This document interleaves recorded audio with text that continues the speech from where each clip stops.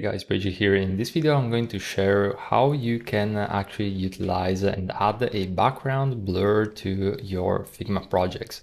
So this is an extremely simple action to do.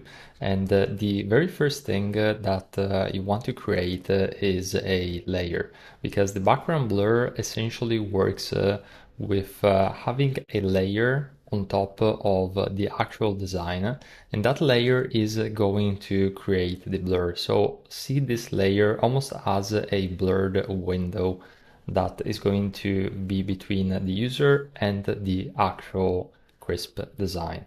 Now, at this point, we're going to go under the effects and we're going to select background blur. Now, if you do that, you're not going to notice anything yet, because the background blur needs a setting, and that is the opacity of the fill turned down to a low amount, such as 10%, for example.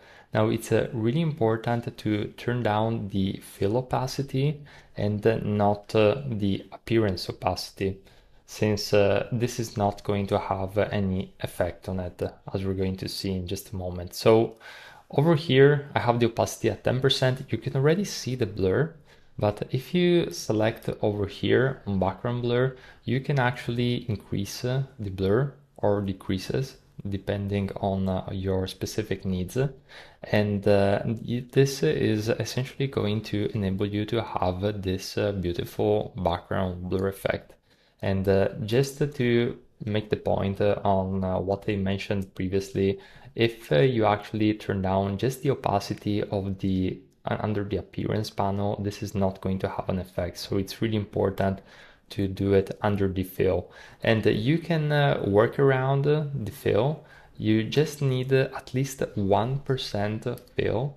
So if you need a background blur which is very visible in terms of colors, what I like to do is to have 1% and then a fill which is somewhat along the lines of my necessity. So in this case, it could be completely dark or white. You're barely going to see the difference, but you can see how this is going to be flexible for your projects. So I hope this video was helpful. If you want to learn Figma entirely for free, I have over 100 videos on my channel, and I've been a designer for a decade. So feel free to check them out, and I'll see you in the very next video.